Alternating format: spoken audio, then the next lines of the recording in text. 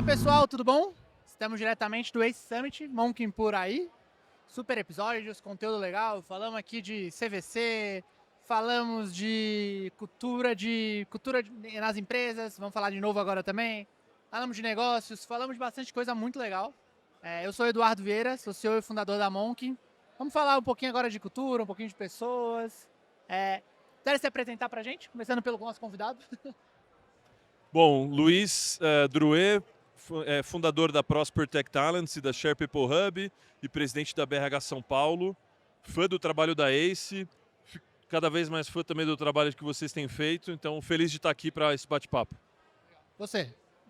Sou a Lara, Head de Pessoas da ACE, tenho uma experiência vasta na área de recursos humanos, fã da área de recursos humanos e apaixonada pelo tema que a gente vai falar hoje, de cultura, e muito obrigada também pelo papo. Boa. Acho que a primeira pergunta aí, acho que estou com pessoas de recursos humanos, pessoas que falam de pessoas. Qual é a importância da área de RH? Qual é a importância desse cuidado com as pessoas dentro de uma empresa? Super aberta. Quer começar, mesmo, Lara? mas pra gente começar discutindo e conversando. Posso começar? Olha, é uma pergunta que lá na Associação Brasileira de Recursos Humanos a gente fala muito sobre o valor das pessoas nas organizações. E parece que, mesmo num mundo em transformação digital, um mundo onde a tecnologia ganha cada vez mais importância, a gente levanta muito essa bandeira de que as pessoas continuam sendo, inclusive, as responsáveis por construir essa inovação, né? Eu gosto muito de uma expressão, it's all about people, né? Então é tudo sobre pessoas. São as pessoas que atendem os clientes, são as pessoas que têm ideias, que desenvolvem tecnologia, que desenvolvem inovação. Então, um bom empreendedor que entende de gente sai muito na frente, e uma boa organização que valoriza as pessoas também se destaca. Sempre foi assim e acho que cada vez mais vai ser assim. Eu tive a oportunidade de assistir algumas palestras e eu estou realmente muito feliz porque eu ouvi de grandes executivos a importância das pessoas numa organização e o quão o RH é importante para potencializar essas pessoas, né? Mudou-se muito o que acreditava-se de um RH anterior para o que se acredita de um RH hoje. Então, hoje é realmente o RH potencializando pessoas para atender o negócio. E isso não é a Lara e nem só o Luiz que está falando. Eu realmente escutei de pessoas, grandes executivos, não só falando, mas reconhecendo o papel das pessoas dentro de uma empresa. E qual é o papel do RH para continuar cuidando dessas pessoas? A gente tem um papel muito cirúrgico, né? Porque a gente precisa entender o negócio e respeitar o negócio, mas a gente precisa entender que o negócio é feito de pessoas. Então, a gente faz a ponte entre negócio e pessoas. A gente precisa, de fato, genuinamente, respeitar cada um, mas entender como este cada um consegue transformar a organização. Então, nós somos muito maestros, a gente consegue, né, ser muito defensor, tanto das pessoas quanto do que a gente vai falar aqui, que é da própria cultura organizacional. Hoje eu vejo o RH sentando de fato na mesa, e isso é essencial para cuidar das pessoas. Muito bom, Lara.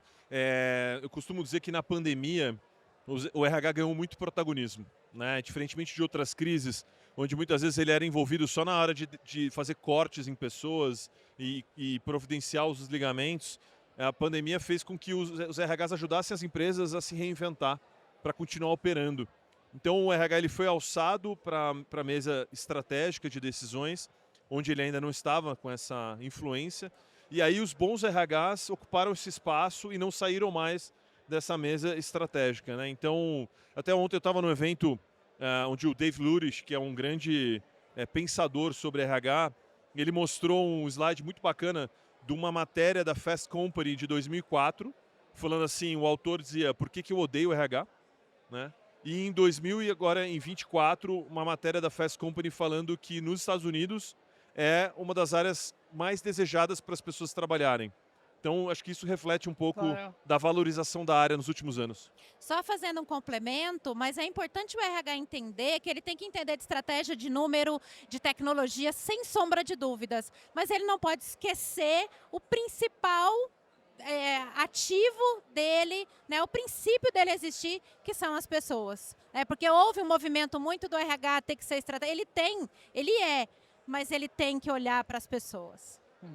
Eu acho que, trazendo agora um pouco pro meu lado, assim, e aí entrando em cultura, né, eu acho que isso está muito ligado, eu tenho ouvido muito falar que o RH ele tem o papel de ser o guardião da cultura, né, junto com o CEO, junto com a liderança maior, mas o RH ele dá aquela puxada, opa, tá indo pro lugar errado, volta aqui.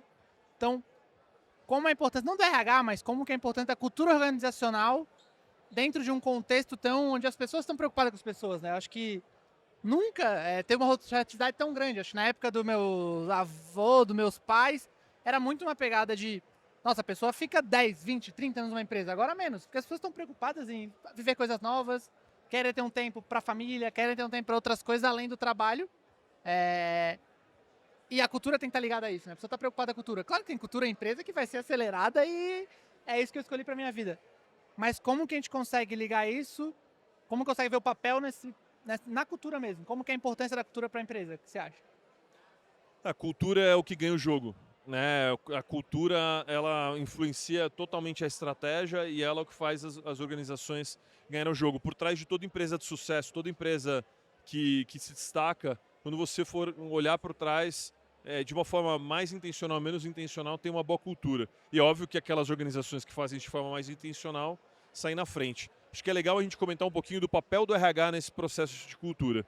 Porque no passado tinha uma ideia equivocada que cultura era um assunto exclusivo da área de recursos humanos. Então, isso daqui, o CEO tem que olhar para o negócio, para os resultados, junto com o CFO, e o RH lá está cuidando da cultura. E não funciona, obviamente. Né? Como você falou, o RH ele tem que ser o guardião, ele é o grande especialista no assunto, então ele tem que ter um protagonismo nesse processo, mas a cultura ela ganha força na medida em que os líderes de negócio, começando pelo board, pelo CEO e as outras lideranças, eles encampam essa agenda de cultura junto com o RH. E é aí que a magia acontece e a cultura, de fato, ela vira prioridade. Hoje eu estava assistindo uma palestra sobre negócios e 100% do tema que permeou a palestra foi cultura. Então, é muito difícil a gente colocá-la em prática. A gente, de fato, manter uma cultura genuína a nossa estratégia. E aí o RH tem esse papel de guardião. Porque tudo o que acontece dentro de uma companhia permeia a cultura. E o RH ele tem que estar com essa visão holística em tudo o que está acontecendo para ver que se de fato as coisas estão se conversando. Se sua liderança está de fato genuinamente defendendo aquela cultura, se os seus processos estão de acordo com aquela cultura, se o seu código de ética está desenhado de acordo com aquela cultura. É o que a gente brinca, não adianta colocar mesa de ping-pong, isso está longe de ser cultura. Isso não é cultura, né? Isso não é cultura. E as pessoas estão começando a entender de fato que isso não é cultura. Legal. Eu gosto muito, né? Assim, até quando a gente conversou, a gente fez um assunto prévio, eu trouxe muito isso, assim. Eu comecei a Monk muito focado em ser um lugar legal para trabalhar no meio da faculdade, assim. Então, assim, hoje eu vejo, a gente conseguiu continuar isso e o nosso foco é sempre, continua sendo um lugar legal para trabalhar. Hoje eu vejo que isso é cultura, mas lá atrás era só, eu não aguento mais trabalhar naquelas corporações chatas, eu quero um lugar legal, que as pessoas conversem, seja bom. Isso era cultura. Talvez é uma dica que eu peço, até eu quero entender com vocês, que rituais, que ações eu tenho que fazer para continuar a deixar a cultura viva? O que vocês recomendam? O que vocês fazem na empresa de vocês para a cultura continuar viva todo dia? A primeira coisa que a gente tem que entender é que nunca vai acabar. Cultura não tem início, meio e fim. Legal. Ela é constante e ela muda, tá? Eu tenho certeza que a empresa é legal para as pessoas trabalharem que você criou lá, a estratégia dela mudou e a sua cultura ela precisou evoluir com a estratégia, né? Então, o ritual, ele tem que garantir que está conversando de fato com a sua estratégia, né? Rituais que a gente faz na ACE, a gente gosta muito de se encontrar, então esse momento aqui pra gente é muito legal. A gente comemora muitas coisas que a gente faz, que a gente entrega. A gente tem um onboard muito estruturado, muito voltado para as pessoas. E a gente se encontra também mensalmente, porque A diversão faz parte da nossa cultura. Então, nesses nossos encontros, sempre tem uma brincadeira, sempre tem uma piada. Por quê? Porque isso faz parte da nossa cultura, que pode não fazer parte da sua ou pode não fazer parte da do Druê, né? Então, não é qual é o ritual ideal, é qual o ritual conversa de fato com o que você quer para a sua cultura e com a sua estratégia. Acho que um conceito que eu queria adicionar, a Lara falou super bem, mas para adicionar em cima do que ela trouxe, é o conceito do EVP, do Employee Value Proposition. Porque quando a gente fala sobre um lugar legal para trabalhar, uma pergunta fundamental é para quem?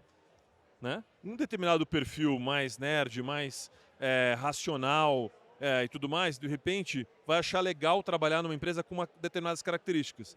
Um outro perfil pode valorizar outras coisas. Então o Employee Value Proposition, ele parte de você entender qual que é o público que vai trabalhar na sua organização, quais são as necessidades, os interesses, e a partir disso, se dentro da sua cultura ser um lugar legal para trabalhar, fica mais fácil de você descobrir quais são os rituais que vão ser fundamentais para garantir que para esse público que você trabalha dentro da sua empresa, aquele de fato seja um bom lugar para trabalhar. Legal. Você falou da mesa de ping-pong, né? Eu lembro que naquele boom, assim, acho que ligaram muito a cultura da mesa de ping-pong, da cama elástica, da piscina de bolinha, muito por causa da cultura de Google, né? Porque o Google era um lugar legal e tinha mesa de ping-pong. Não é porque tinha mesa de ping-pong era legal, né? Acho que era muito ligado a isso. Tem esse... Queria que vocês trouxessem alguns outros erros que vocês já viram de mercado quando fala de cultura, quando fala de cuidado com pessoas. Que dica vocês dariam para o empreendedor, para quem está cuidando da cultura, não errar com algum case errado, sabe? Eu vou fazer até uma analogia para vocês. Na minha casa, a gente tem a nossa cultura, né? Então, na minha casa, é muito importante as relações familiares. Eu e meu marido, a gente compactua disso. Então, a gente janta junto. E é proibido o celular. Por quê? Porque se eu permitisse, tanto para mim quanto para minha filha, eu sou mãe, ou para meu marido, ter celular, eu não estaria coerente com aquilo que eu prego, né? Então, mais uma vez, a minha dica é a coerência. Eu já saí de empresa, Lara, já saí de empresa, porque a cultura pregada era uma coisa, né, que me atraiu e a realidade foi outra completamente diferente. Então, ser coerente e ter líderes, que é muito importante, a gente não falou, mas a liderança é a defensora da cultura. Então, é o que a gente fala, né? Existe um livro que se chama Walk the Talk, que eu gosto muito, que é o, de fato, fazer o que se prega, para mim, é uma dica super importante. Eu acho que um erro comum, de novo, a Lara falou super bem, mas um erro comum, voltando para a sua pergunta, é querer o copia e cola, o Ctrl-C, Ctrl-V. Né? Às vezes você se inspira numa prática corporativa porque você acha legal, mas a pergunta fundamental é, aquilo faz sentido para a sua realidade? As pessoas são as mesmas, o perfil é o mesmo, você está no mesmo momento da jornada, né? Então o Google é o Google, meu. Né? Entre outras coisas, é uma empresa bilionária. Sim. Então tem coisas que você pode se inspirar e vão fazer sentido, mas tem muita coisa que não cabe na sua realidade. Então eu acho que o problema da piscina de bolinha ou da mesa de ping-pong é quando você faz... eu acho que os dois extremos são ruins. Tanto você atacar isso como, isso aqui não tem que ter, que é besteira, mas obviamente a grande crítica é você trazer esses elementos achando que isso vai garantir com que aquela empresa seja um lugar legal para se trabalhar. Eu conheço empresas que colocaram videogame e as pessoas tinham medo de jogar videogame. Mesmo depois do expediente, com a imagem que ia ser. Então não adianta você colocar o videogame, né? Tem um case legal que eu vi. Uma grande empresa do Brasil foi liberado bermuda. Pode vir de bermuda. Durante um mês, ninguém foi de bermuda. Pessoal, está liberado vir de bermuda. Durante 2 meses, ninguém veio de bermuda. Aí até que o RH bateu lá no CEO e falou, você pode ir de bermuda amanhã? Aí ele, posso. Ele apareceu de bermuda no escritório. Todo mundo. Então, um exemplaço, né?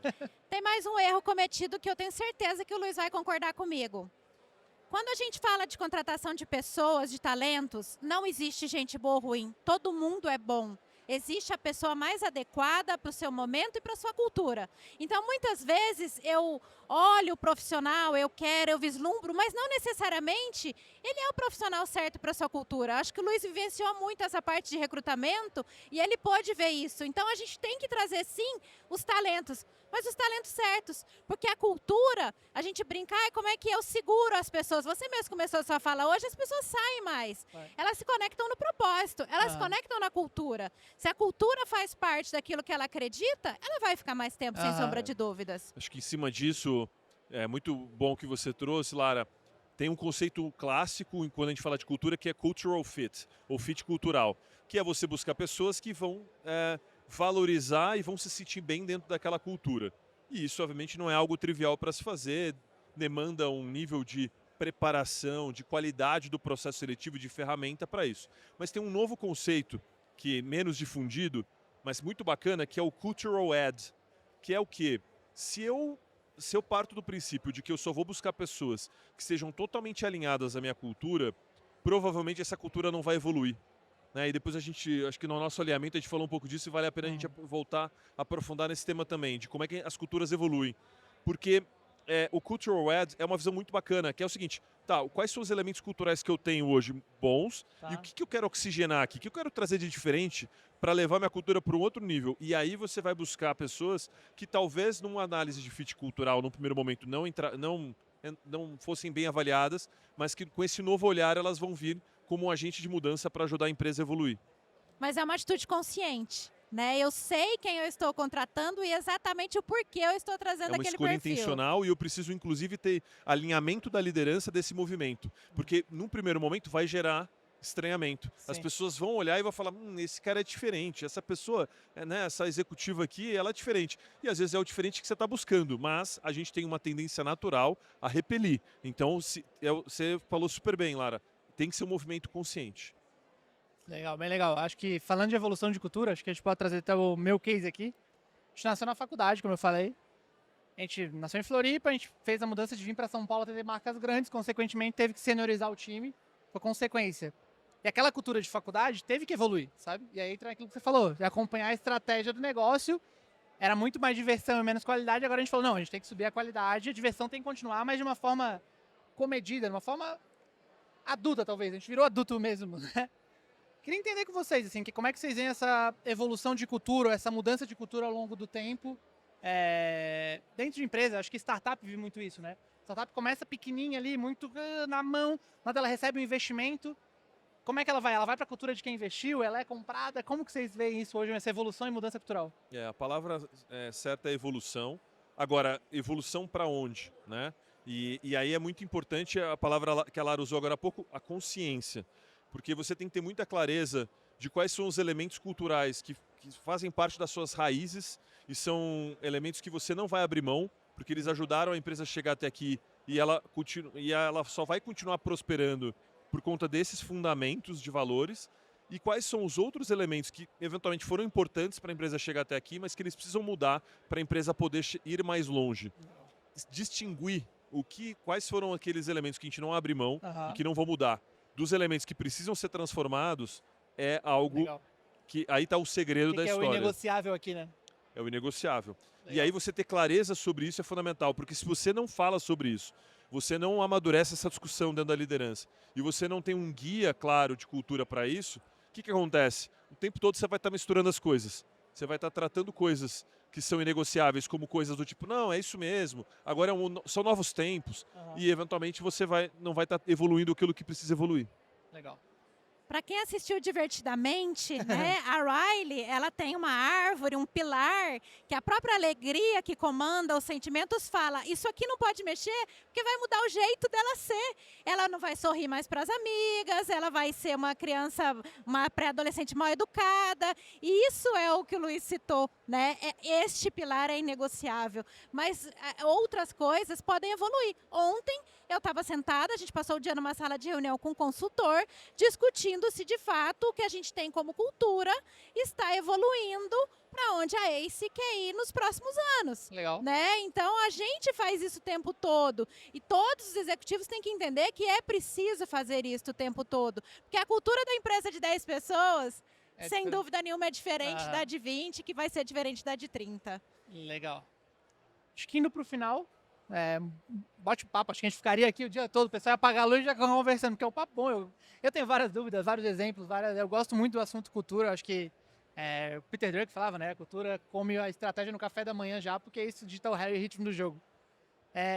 Queria que vocês deixassem uma dica para quem está assistindo. Pode ser uma dica de vida pessoal, vida profissional, vida de RH, vida de pessoas. O que você daria uma única dica para quem está assistindo? Olha, procure trabalhar para construir sua melhor versão todos os dias. Né? Primeiro passo é a gente reconhecer que a gente não é perfeito, que a gente tem os nossos efeitos, mas tão importante quanto esse primeiro passo é você assumir um compromisso com você mesmo de você continuar evoluindo. Né? E isso tem a ver com você buscar conhecimento, com você buscar conexão, aprender com outras pessoas, trocar com outros profissionais, né? Mas acima de tudo ter esse compromisso de construir sua melhor versão todos os dias, porque assim as pessoas que vão conviver com você vão valorizar e vão ser beneficiadas por isso, as organizações onde vocês estiverem, e você vai gerar um impacto bom para a sociedade também. Boa. Eu corroboro muito do Luiz e a minha dica é tudo que vocês forem fazer, faça de forma genuína, porque tudo que a gente faz genuinamente e de maneira apaixonada, a gente se envolve muito mais, a gente se compromete muito mais e o nosso impacto para as pessoas e para a sociedade é muito maior, sem dúvida. Fechado. Muito obrigado. Ótimas dicas. Obrigado, Eduardo. Obrigada, Eduardo. Valeu. Obrigada pelo convite. Valeu, pessoal. Valeu, esse Summit. Tchau, Isso foi mais um gente. Monkin por aí. Obrigada. E nos vemos até mais. Valeu.